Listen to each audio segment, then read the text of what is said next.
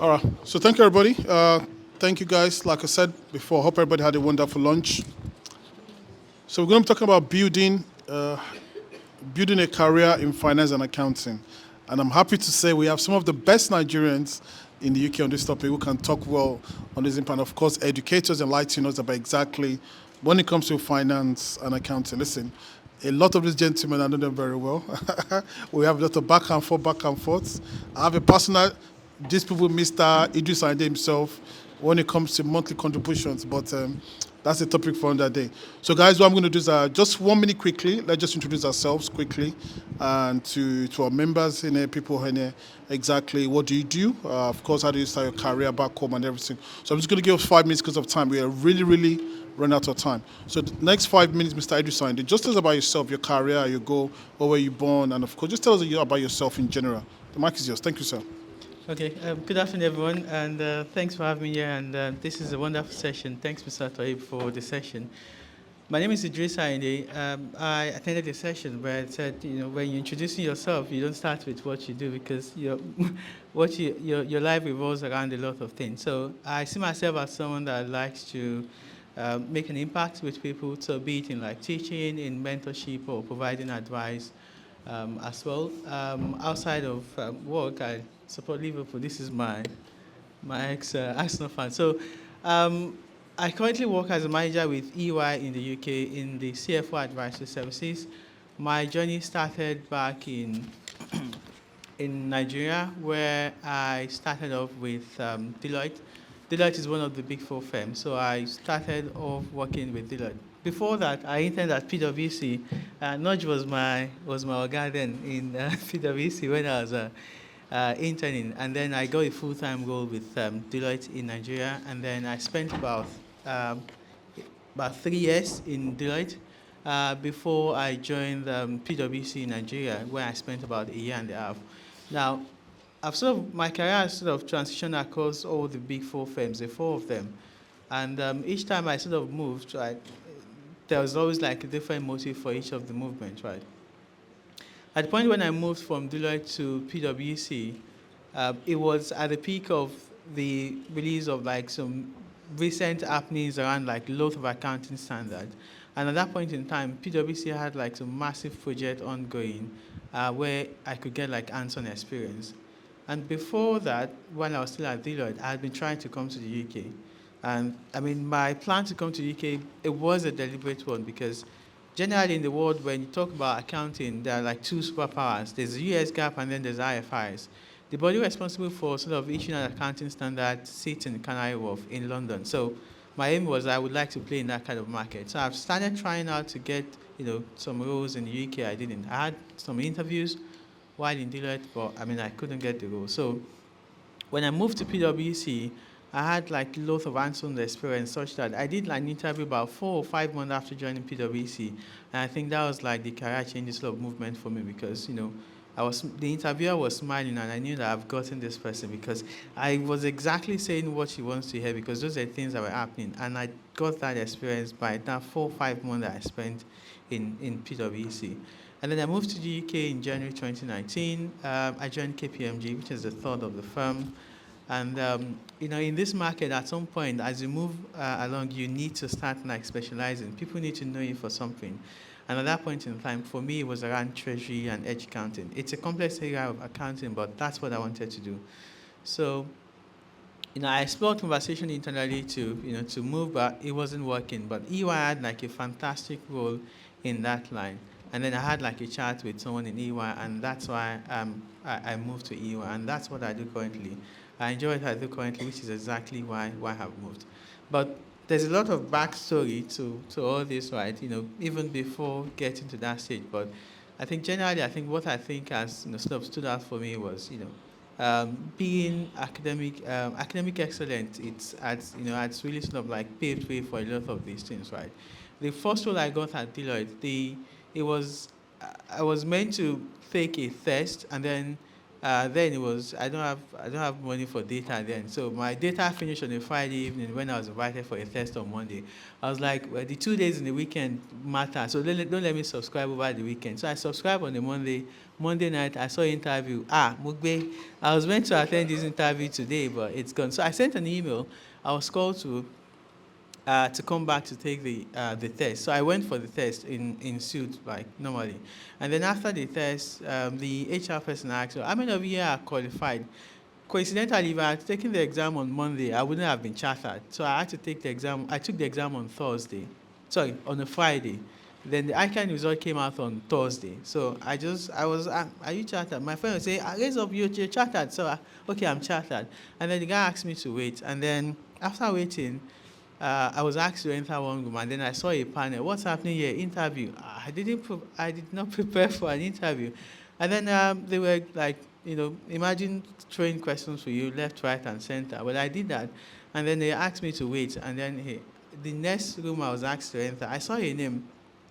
The name sounds very familiar because I read newspaper article a lot. He writes on hi-fis in the newspaper. So immediately I saw the name, I knew this name. So when I entered that room, they said it's partner interview. I only came here for a test, but I did like the 2 interviews that day. And the next question the man asked me was, when would you like to resume? I was like, is this a dream? And then as I was leaving, the HR person now gave me lunch, like the packaged food and gave me. I said, no, I'm not correct.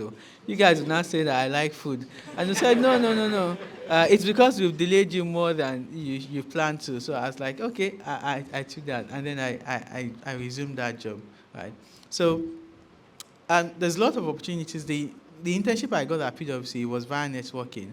I was the president of my department while in the university, but I reached out to like a partner in a big 4 firm. That gives me that opportunity to, to start that internship.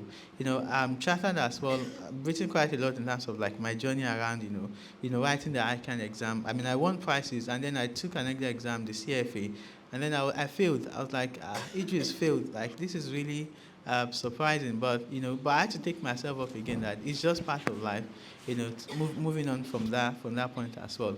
I can't talk about my rejection. It's a lot of them, like before coming. And the 2 things that I think stood out for me is that if they reject you, apply again. In fact, use another email address, because 2 of my jobs that I've applied for, and I got them, they rejected me the first time. I applied with another email, and then that was the one that got me the job. In fact, when they sent the offer letter went to, because I just created a random email to apply. So they said they've sent the offer. I said, I haven't seen it. They've sent it. I haven't seen it.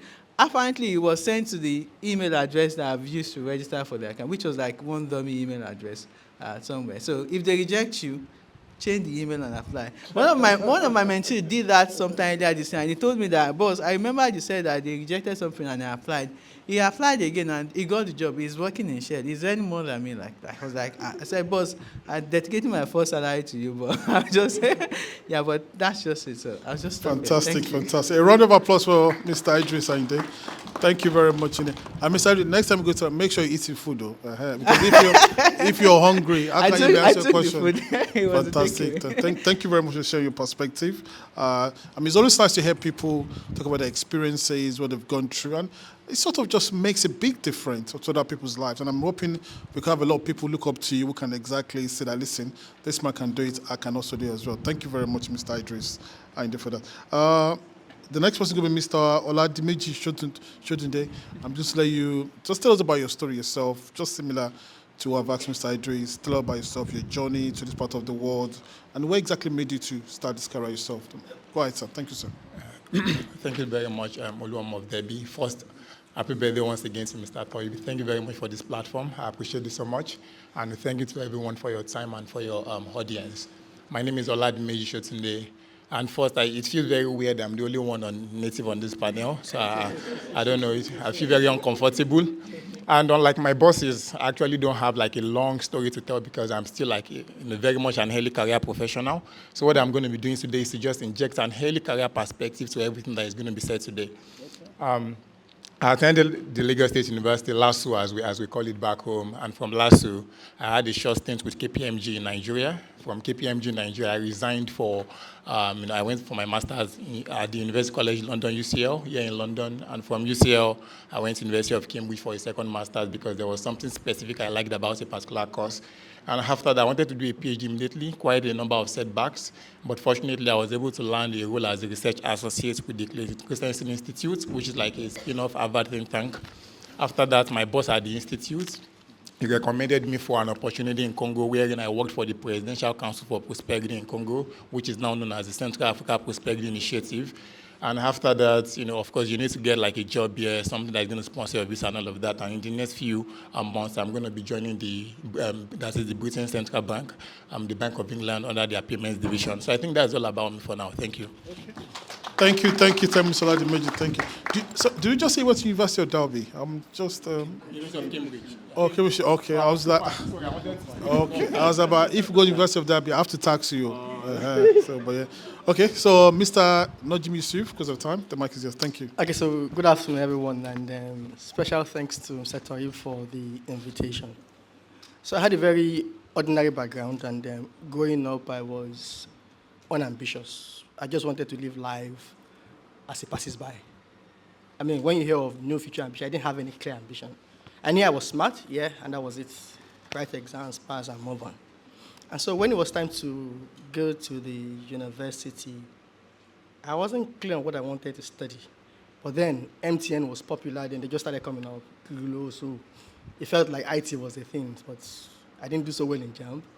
I ended up studying agriculture. And my dad, blessed memory, he was an HR professional, and he would say that, go to uni, make it 2-1. At least make it 2-1, you'll be fine. And so I just held on to that to say, any course I get admitted into, I will take it and graduate.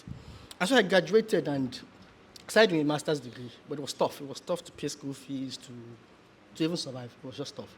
So my dad said, guy, you need to start applying for jobs. You can't, because I wanted to be an academic, so you can't insist on being an academic at all costs. So yeah, I listened, so I started applying, and at some point, there was an interview, there was an invitation to write a test for KPMG, so I wrote the test, passed it, and it was time for interviews. And all the coaching I got to be able to ace the interviews, I got it from my dad. Because it was essentially coaching me at home. We had several mock sessions to say, this is how to approach an interview, this is how to, even from doing the CVs, from doing your emails, from everything that culminated in getting an offer. And so the point I'm trying to drive here is to say that when you are trying to get into a job, or start your career, or maybe transition into a new career, you've got to have somebody that is going to provide that guidance to you, that mentorship to you. Stuff you won't learn in school, stuff you won't read in books. Yes, I was privileged because I had a dad that could do that, but it doesn't have to be a parent. It can be a senior brother, it can be a cousin, it can be a friend in the neighborhood, it can be anybody else. But you need to identify that person that gives you that guidance to take you to where you want to be. Because no matter what certifications you do, no matter the books you read, if you don't have that one-on-one interaction with those that have gone through that path, it can be really tough. They help you to get things done a lot faster than you will do by yourself if you were going to rely on your personal effort. So I got into KPMG, and I'll say that even though I did only 2.5 years in KPMG, that has been the best part of my career or my life put together. It was completely life-changing. It was KPMG that made me to know that, yes, you've got capacity, you can set out to achieve whatever you want to achieve. So it made me see the fact that, yes, you can be ambitious. That was when I started becoming ambitious. Before then, I was just get a job, earn a salary, pay bills, and just continue to live life like the average person would live life. So there was, I'll say that I can't imagine a degree or anywhere I would do that would give me the kind of fresh perspectives I had more than the 2.5 years I do in KPMG. So even though I've worked around all the big 4 firms, if you follow me well on Twitter, you see that I speak a lot more about KPMG more than any of the other firms because it's the best part of my experience. So I'm saying, if you're trying to get a job, as much as you can, you want to get that privileged organization that can give you quality experience, quality training, especially in the beginning of your career. It will do a lot for you. At the early stage, your focus cannot be on money. It certainly cannot be on money. I mean, sometimes money plays a role, yeah, but I'm saying that if a role is offering you, say, £30,000, another one is offering you, say, £50,000, and the one of £30,000 offers you a lot more quality experience, like, go for it, because it will pay a lot better in future. And so I did KPMG, I moved to PwC, then, so I'm trying to arrange it. So I moved to PwC, and a few funny things happened then, so I was out of job for a while. Then I was already married with a child already, stuff. Then at some point I found my way to Dangote. So I was in Dangote for about, I can't remember now, maybe about 2 years. Then I came back to professional service. So coming back to professional service, which is any of the big four firms, I wanted to go back to KPMG, but they were just checking to say your peers were on this level when you left, so you can't be above your peers or stuff like that. So I was close to a couple of people at Deloitte then. They were auditing us, so I think they felt me. And when I told them I was interested, it was easy peasy, so I got into Deloitte. And I specialize in tax. Tax is the only thing I've done all my career. And I knew that if you wanted to get a pick of tax in Nigeria, your best bet is to become a partner in a big four firm. Other than that, there are not too many other roles out there that are rewarding. And that's putting your eggs in one basket is limiting. Yeah, I think I stand a good chance, but then there are only a few tax partners in Nigeria. If you don't get it, it means that you may never get to the peak. And I thought, no, I need to find my way out of Nigeria. And that's how I found myself in the UK.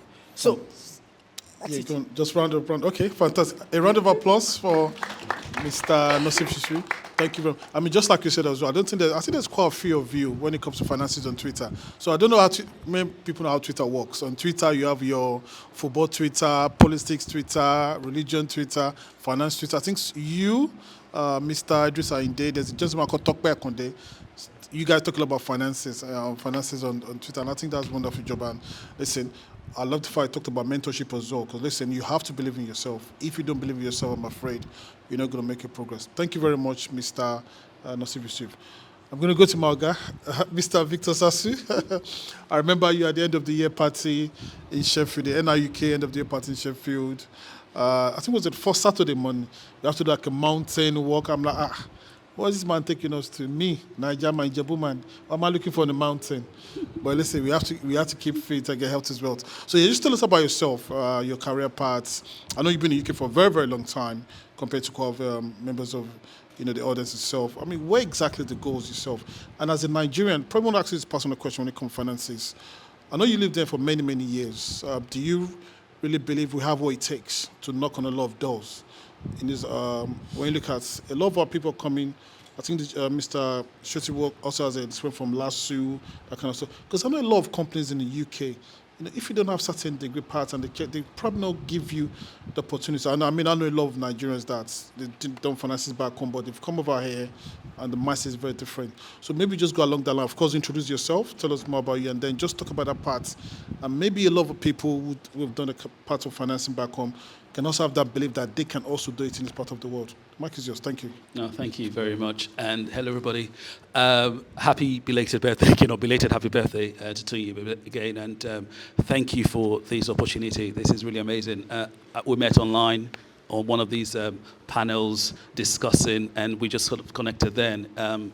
It's that whole thing about light attracting light, iron sharpening iron. So thank you so much for this platform. I'm slightly different from the other amazing gentlemen here because I am actually a corporate finance lawyer. So an English qualified corporate finance lawyer, so slightly different from what you do. But actually, what I do actually connects to what you do because I'm the guy who's dealing with the funding, dealing with the money, moving funds around the whole place, making sure those deals happen. So if you want that construction job done, you want that new bridge, that supermarket, I'm the guy behind that kind of stuff with the funders usually, or with the actual developers as well. So slightly different, but there's a lot of related connection there because also I've worked with the big banks as well in England. So I'll start by just sharing a little bit about myself. It's a bit emotional sitting here because I was saying to my wife last night that about 18, 19 years ago, I sat in one of these rooms, but actually in the main campus over there across the road, University of Greenwich, which is where I studied, but this is after I'd graduated. And I was speaking to students, and one of the things I said to them was that a degree alone is not enough. And I remember the lecturers in the room looking at me thinking, who's this black guy saying a degree alone is not enough. So it's quite a sweet moment to come back 18 or 19 years later to sort of have a conversation like this about careers. So my journey is very different. I am Nigerian. I was born in England, but at some point in our lives, we moved to Nigeria because it's what parents did at the time, because Nigeria was booming. So we packed everything and we went to Nigeria. My mom packed everything in the house into shipping containers, and the containers were not open. She refused for the containers to be open in Lagos. They had to be open in Warri. We relocated to Benin, so the containers had to be open in Warri port, and then things moved to the place in Benin for us, and that was our introduction to Nigeria. And several years later, as teenagers, we came back to England. But I did my secondary school and my primary school in Nigeria. So I would say a lot has happened in terms of coming back, because when I came back, my parents didn't come back with me. We came back to fend for ourselves, because at this point, Nigeria wasn't working anymore. We had to find a way for ourselves. Because we're British citizens, we thought, yes, we're coming back.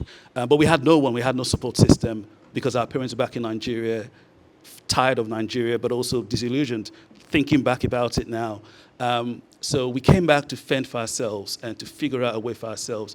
And it's very important, the network of the people around you. We didn't have the right people around us when we came back. And a story for another day when we talk about finance, I'm going to talk about a lot of lessons I've learned from that. But we just had to figure out things for ourselves. The relatives we met when we came back to England were people who were on council housing lists trying to get a council flat. That was the ambition of the people we were around. No one was thinking about getting a job in a bank or in a law firm. There was nothing like that. So that was the environment I came into. And it's very important to say that, because your environment matters. And if you're a parent here, the environment you put your children in matters a lot. And even you, as you're here from Nigeria, it matters where you are, the people you associate yourself with, the community you're part of, and the sort of conversations you're getting in that community is very important. And so that was my journey back into England. I didn't really know what I wanted to do. So like my brother here, I was one of those people who didn't really have a future ambition. There was nothing to dream about. It was back in England. I remember saying to my brother, what's the point of being a British citizen? I don't get it. What's so special about it at the time?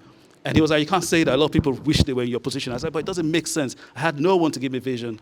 And so people were applying. I just went to the random college. They said, you need to do I had my A-levels, GCSE, whatever it is in Nigeria. They said, you need to get your get A-levels and go to university here. It was what everybody my age was doing, so I had to do the same thing. My auntie said, there's Walthamstow College, go there. I said, no, I'll go to the other ones. I ended up at Tottenham College. But again, there was no plan. There was nothing. I just thought about the subjects. That looks nice. I'll do that. Sigmund Freud. I'll do that one. I'll do psychology. I'll do that one. I'll do social. I just chose random stuff. And when it came to university, again, it was a random choice. And Greenwich is amazing. But I was saying to Fola earlier on, I had the opportunity to move to King's College, but I chose not to. Again, it's lack of knowledge, just no understanding the importance of the universities you go to and where you want to go to. I studied politics and theology. You can ask me another day why I did that. But it just tells you the mindset I had at the time. And I remember got involved in student politics, because that's what you did at that time at my age. We're involved in campaigning around the country. I did all of that. And really, went around the whole country doing all of that. But I think at that point, I got involved in student union, became a vice president of this student union of this university. So if you go to the university student union building, my name is still on the board there. At that point, I had a girlfriend who said to me, what do you actually want to do with your life? And, because this is a tenure. At the end of this thing, what happens next? And I said, going to politics. I'm going to run for local council of Greenwich. That was the plan. And it was possible. It was very possible at the time, as a black guy, all of that stuff. But she said, but when you finish, that's only for a tenure as well. That's only for probably 4 years. When that finishes, what are you going to do next with your life? Are you going to take your CV and go to the job center? And that didn't really make sense. I thought, I'm not sure. And she said, maybe law might be. You're very argumentative, maybe law. So I then decided to maybe pursue a career in law. But I remember a lady in this, not this building, but the other university building, saying to me, I told her, I'm going to study law. I'm going to go to do a conversion course and become a lawyer. And she said to me in a very funny way, she said, so are you going to be like the rest of your brothers and become an immigration lawyer?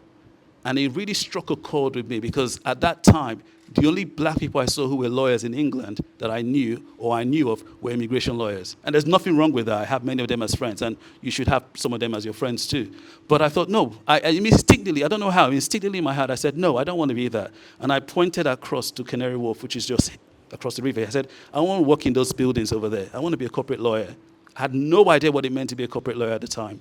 But the internet was just, I went on the internet, started Googling, finding out about law firms, finding out about people who studied politics and wanted to become corporate lawyers, how they went about it. And that's really the beginning of my journey.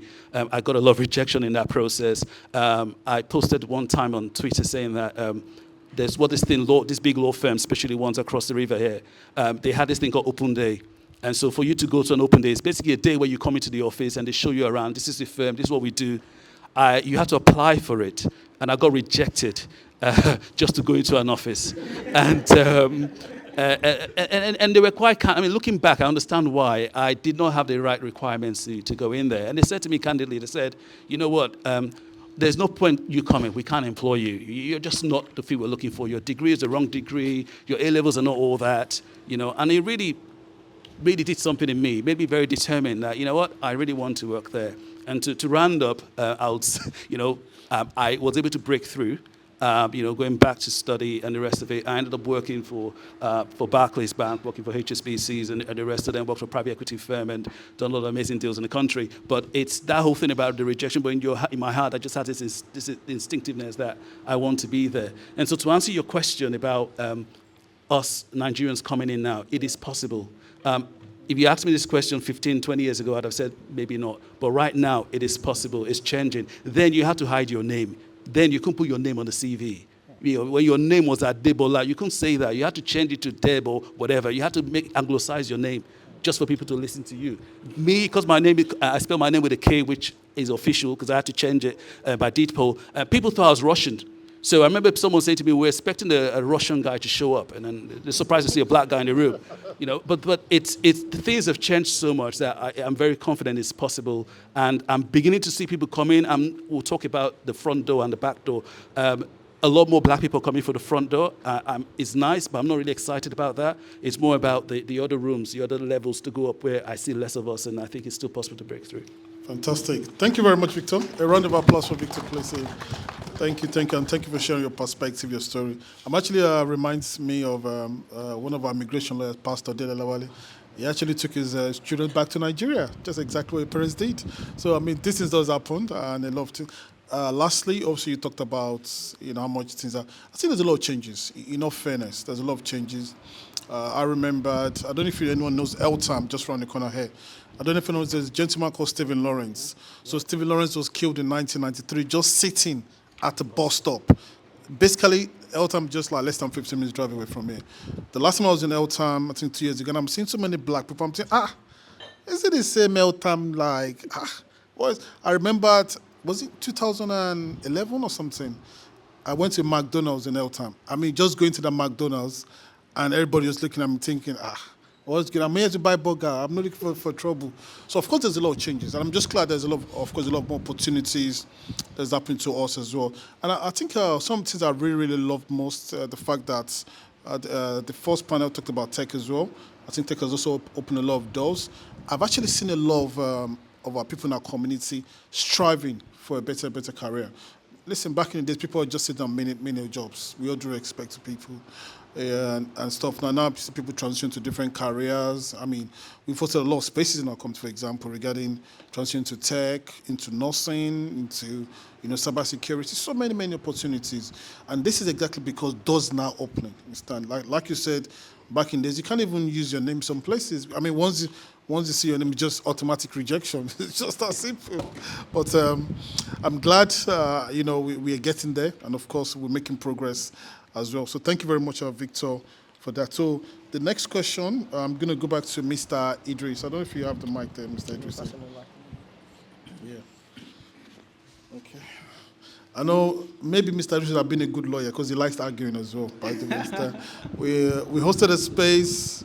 Was it last year or was it this year? Last year, was it? About banking in the UK, actually. Yeah, banking about, I'm sure a lot of us do monthly contributions. So he's not a big fan of it. And I said, listen, the monthly contribution, I think, is good. It's helped a lot of people. For me, helped people even pay school fees. I remember there's a lady in our group. We do £500 every month. And when she had that £5,000, He paid our school fees off. But Mr. Idris disagrees with that, but it's okay. We'll talk about that another day. So the next question I'm going to ask you, Mr. Idris, would be, what kind of qualifications do you think are expected for anyone trying to break into, obviously, the finance industry itself? Talk about hard or soft skill. So, for example, in tech now, you have some tech skills roles, we have some non-technical skills. So, what kind of qualifications someone need to break into your industry? Thank you, sir. Okay, so it's just my timer. So for finance, it's quite broad. So and there are a lot of career paths. It could be in terms of like in consulting, like I did. So what I currently do is it's in finance, but it's in consulting. Same thing like nudge as well in tax. So that's one career path. Another career path would be people that are probably they're like accountants in a company, like bookkeepers. In a proper like company, they do the day-to-day accounting. That's one part. Another part could be like investment or in banking or investment management as well, or like the likes of like retail banking as well, and then the few other bits as well. But depends on which of these paths that you're looking to go for. It would usually sort of like influence like the sort of degree that you want to do.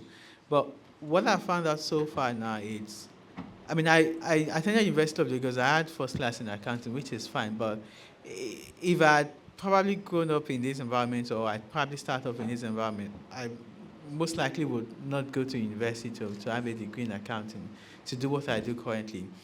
I had a manager that was like 5 years into her career. She was a manager. She had the BSc. She had like the ICAW qualification, because I think that I got like internship and stuff. So navigating in finance, these days you don't have to like maybe study accounting and stuff. So depending on which area, it could be you might need to take some professional qualifications like ACCA, for example, or the ICAW. For the likes of like the investment banking, you might want to take exams like around like the CFA qualification as well. But there are alternative as well in terms of maybe you might want to go through the route of like an MBA or a master's, particularly MBA because of like the curriculum. So you see people going through the MBA route and then go straight into like consulting or like some investment finance or deals and the like. So it depends on which area. It would largely sort of determine what sort of qualifications that you have to do. But there are a lot of them out there. In terms of the soft skill, usually like a lot of these things report like a lot of attention to detail and report writing. Like you need to be able to like articulate to your point, particularly around like very complex stuff. I've been in rooms where I'm speaking to like the CEOs of banks. Like I've been like some meetings, and then I look at myself like this poor boy for Baiga is in this meeting room. I'm like some very big guys, like the CEOs of banks, like name some most of those banks and most of my clients that I deal with. And then you sit in those meeting room and and then those people talk, and then you talk back, and then the point is like at that point you need to like be on top of yourself in terms of be well grounded. But most of what I do is highly complex, but I can't be talking to the CEO of Barclays or CEO of Sterling and be reading accounting jargons. I need to say in the term that what does it mean for your business exactly. So knowing that kind of skill in terms of breaking things down in much simpler way. Nobody's interested in the accounting standard, but they want to understand what does it mean for my business. I think that's one critical skills. The last thing is around like technology as well. There's no aspect of what you want to do these days that there won't be technology intersection as well. So in finance, it could be like some lot of data analytics too, like the prime one being Excel, but there are a lot of things that you do around like data itself. As I can program, I'm an accountant, but I can use Python and some of those tools as well, because you probably have to deal with like some massive data at times, and you want to make your work easier. And those tools are the things for you. But I can use Excel, but the point is, I'm a bloody accountant, but those are like data tools that I learned and I know how to use, and I can use them, and it makes my work easier. There are a lot of like tools. So if you're looking to go into the industry as well, you probably need to know how to use some of those ERP systems like the Sage, the Oracle, and the likes. An interesting thing about this thing is that if you can use one of them, you probably can use the other. I had one of my mentees that could only use Sage. There was a job that requires someone that can use QuickBook. I said, go online, just download trial version of QuickBook. The person did, just watch some YouTube video. Put on a CV, you can do Sage, you can do QuickBook. And then the person got the job, right? Have you used QuickBook? I've used it briefly, not so much, but I can use Sage, and my knowledge on Sage is transferable. Okay, we'll give you the job. 2 months into the line, the company changed their technology from QuickBooks to Zero, right? So it means, and then the person, no training, the person was able to use it. So some of those skills are transferable. You just need to find like an entry point, and and for that person, that was just one way. Learning how to use one of those tools is very important. I think I'll just stop here. But Thank you very much. A round of applause for Mr. Idris and Pleasant Day. Thank you, sir. I mean, sometimes the way you put this thing, you make it look so easy. But I know it's a lot of hard work. But listen, if anyone's ready, someone like Mr. Idris can be a good mentor.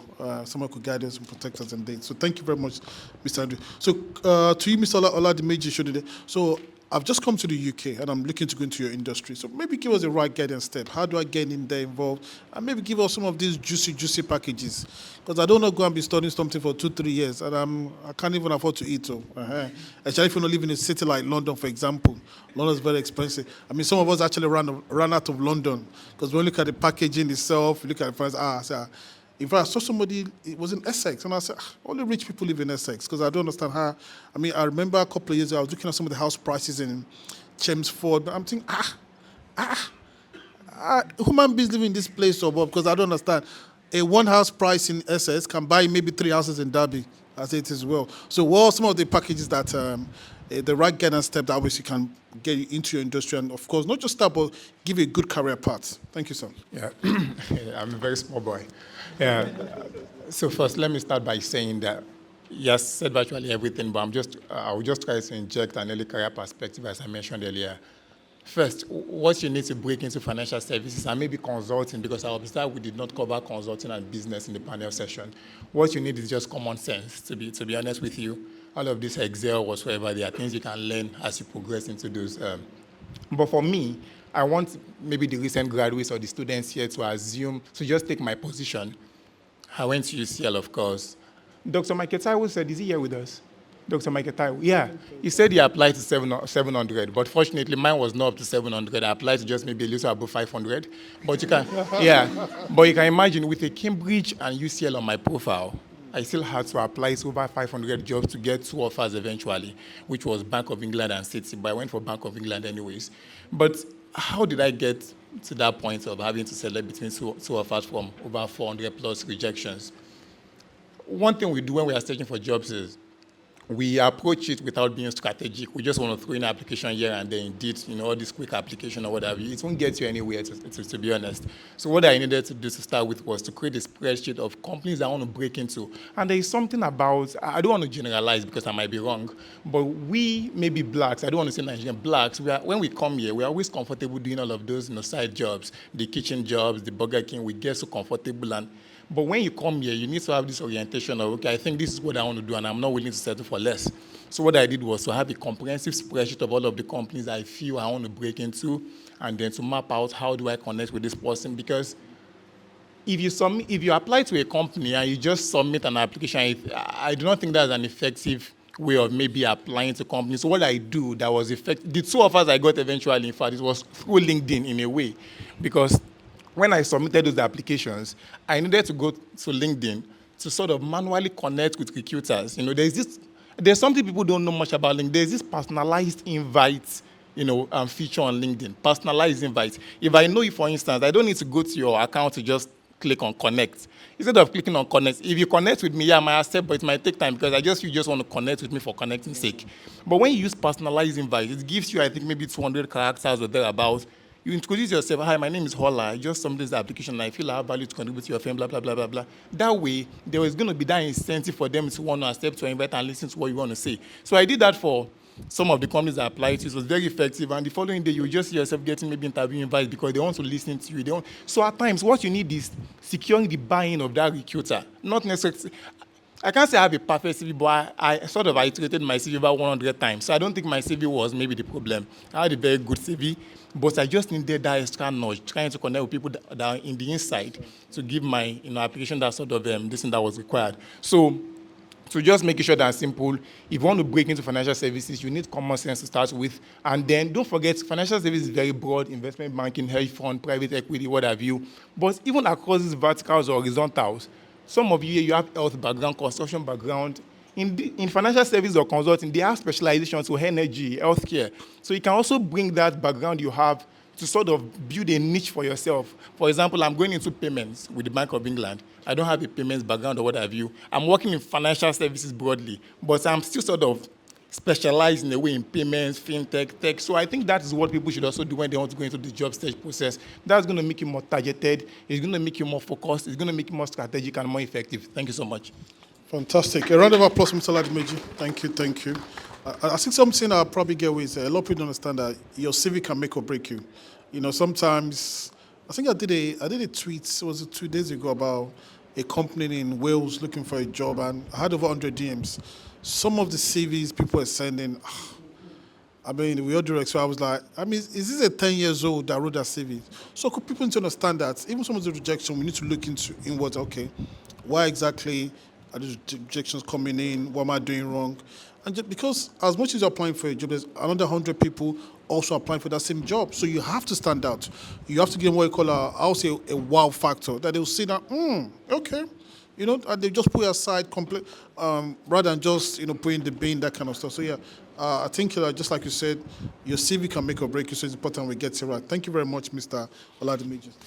Mr. Nassif Yusuf, I know you talk a lot about taxes. You talk about a few things as well. Maybe, I would say maybe 90% of us in here are Nigerians, by the way. So maybe you could talk about, the cybersecurity levy tax happened recently. Maybe you can educate us, because, I mean, I'm not too sure about that myself, but I think I would love you to talk about it, because you talk about a lot of taxes. So what exactly can someone do to get into your industry? The mic is yours. Okay, so I'll try and cover finance broadly. I'll say that, I mean, just like any other profession, finance is pretty broad. And I'll say a chartered accounting qualification is a baseline, more like a baseline, like a generic qualification you can have. If you're not too sure what you want to focus on, you've not figured it out, but you want to do finance, you want to do accounting. As long as you've not figured it out, whether it's an ACCA or ICAEW, you will generally be fine. Yeah, and when you are clear what you want to do, you can then thereafter decide to specialize. But you also need to appreciate that in this environment, I would think in any sensible environment, your capacity to deliver is a lot more priority over the papers, over the qualifications that you carry. And I'm not a fan of people going to buy or to go and gather certifications all over the place now. You need to be clear on what you want to do. So, for example, if you're new into finance, you don't know about finance, of course you need a qualification to give you the knowledge, not because you want to put ACCA behind your name. And that's number one. Number two is that you also need evidence that you can deliver. Many times what the certification proves is that you know the stuff. It doesn't prove that you can do what is required. And so what I'm beginning to advise a couple of people in the last few years is how to generate evidence when you don't even have a job. In the last 1 year, 2 gentlemen have secured a job because they have followed this approach. One of them, I think, did a master's in some international accounting here in the UK. No experience from Nigeria whatsoever, but wanted to do accounting, finance. And I said, okay. We had a chat for 1 hour, and it felt like he wanted to work for the government in the way. That was my impression of him. That's what I understood. And I said, go online, select a few councils, download their budgets, download their financial statements. Sure, you did accounting, you know financial planning. Analyze these statements, come up with insights. You can use some Power BI. Explain what it means, analyze it. And when you want to reach out to, then go ahead and reach out to finance leaders in the councils, and use that your work as your pitch to say that I'm looking for a job in council finance, and I've done this before. I've got a couple of insights to share. Now you have proven that you have knowledge. You've also proven that you can use your knowledge to deliver on stuff. And so you've got to think about that. And so it's not enough to say, I have a CCA, I have CF, I have that, and I don't have jobs. No, it's not enough.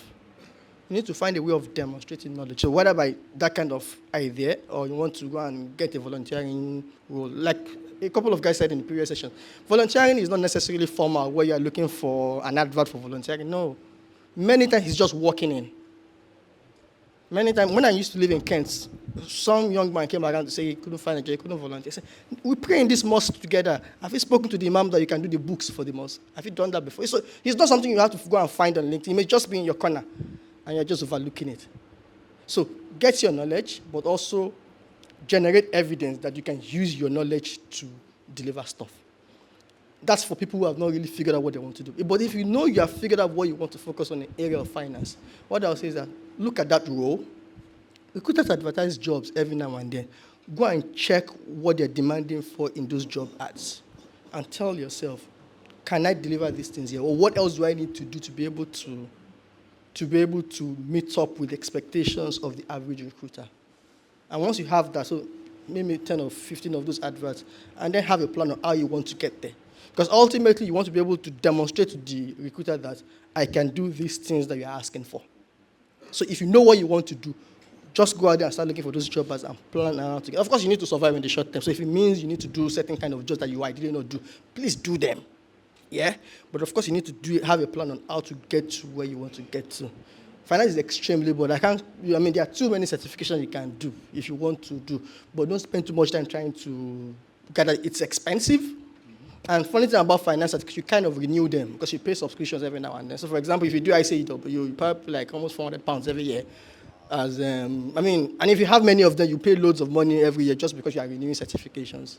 If you are close to me, you will know that I'm not one of those that will tell you, no, go and do this, go and do that. Yes, do what you need to do, but focus a lot more on getting quality experience. And lastly, I will say is that, there's this popular concept out there that there are three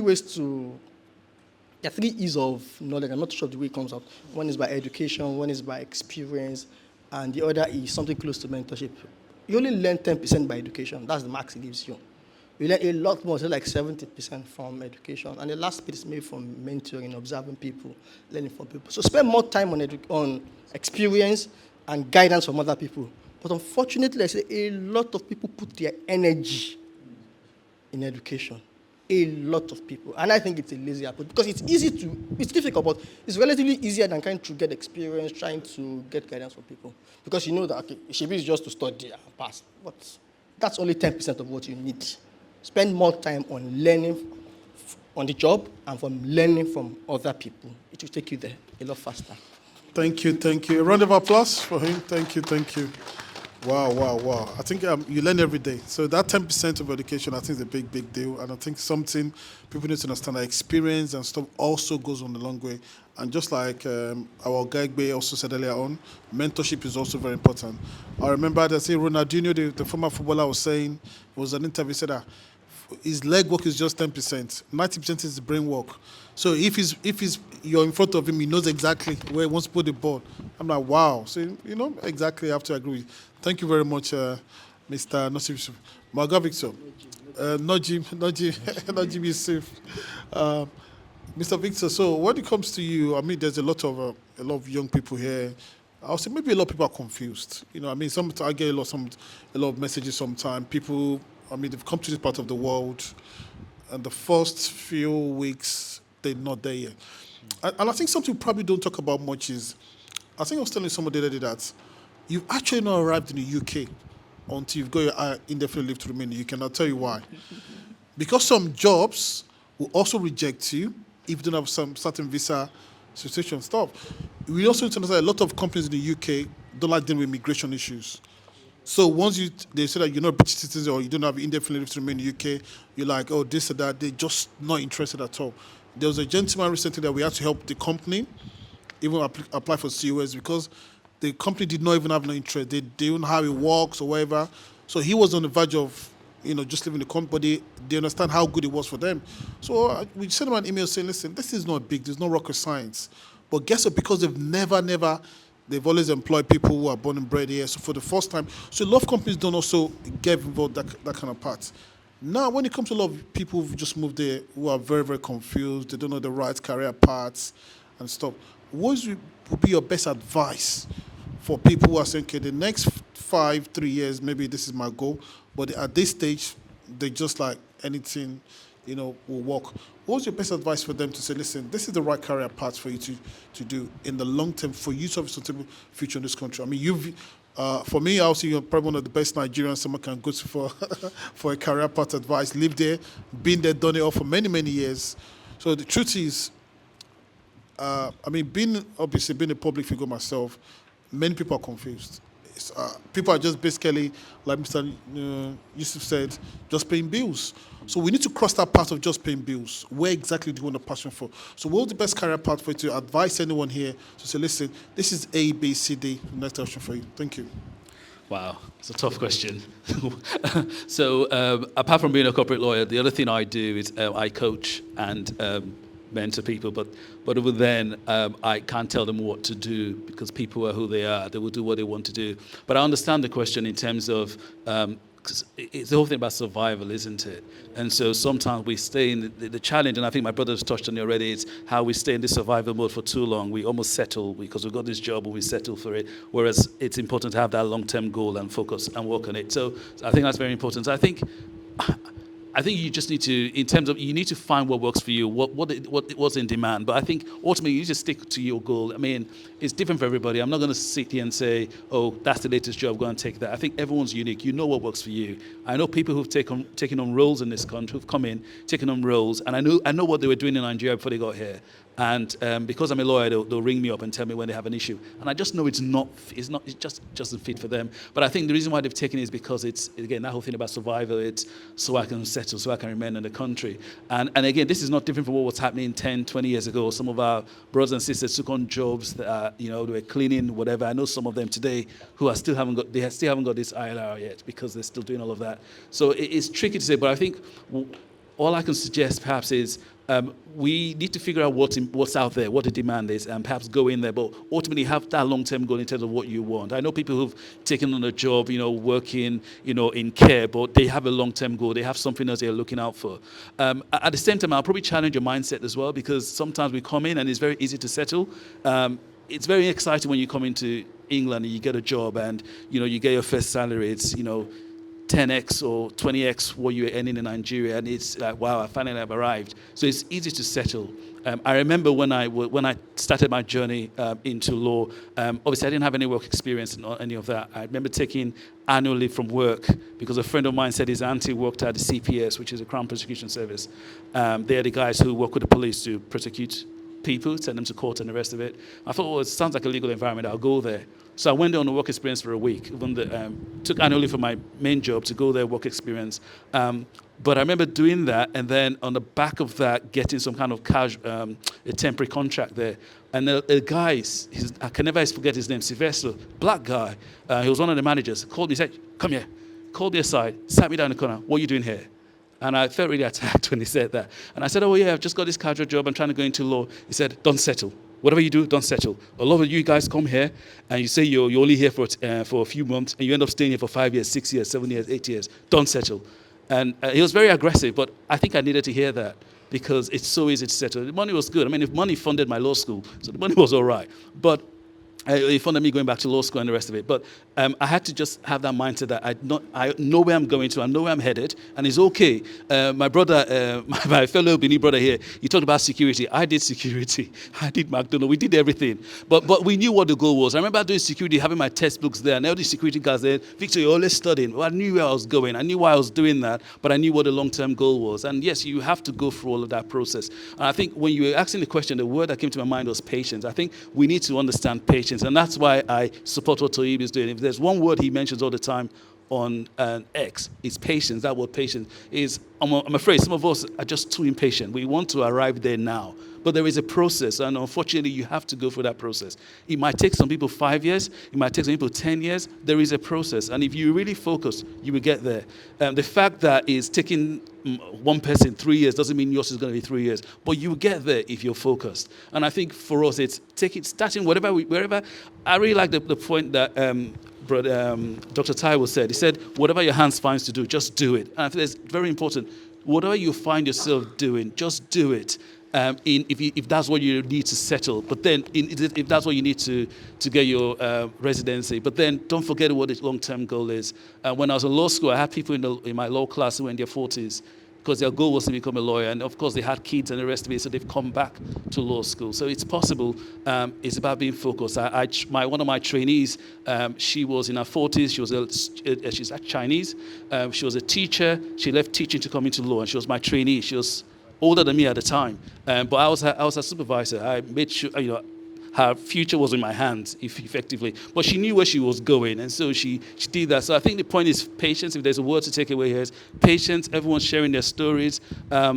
Patience is important. I've said that so many times already. I don't know if that helps the question. Thank you, Victor. A round of applause for Victor, please. Victor, just hold the mic there.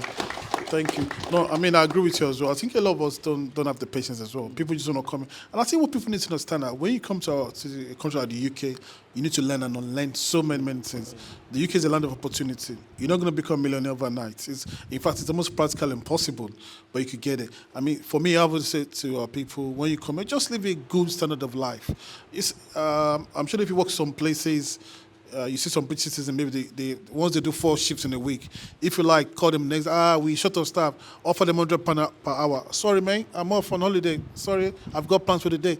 But trust our people, £100, 100, I'll cancel the holiday to be there. So I think we just need to have the right sort of balance, and then we get there. Lastly, I'm going to ask a question out of the box, because you guys are financial people. We had a big debate on the space about monthly contributions, and I think it's a big deal.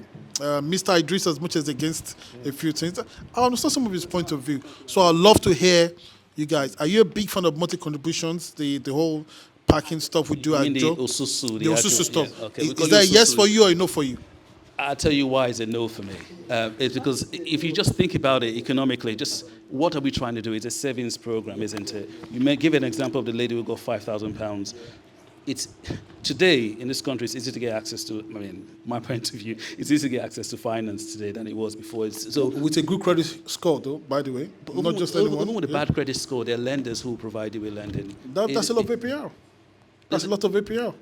Yeah, you have to be fair. But that's if you're paying. The thing is about, okay. You're doing your susu £500 every month, so effectively you have the ability to repay.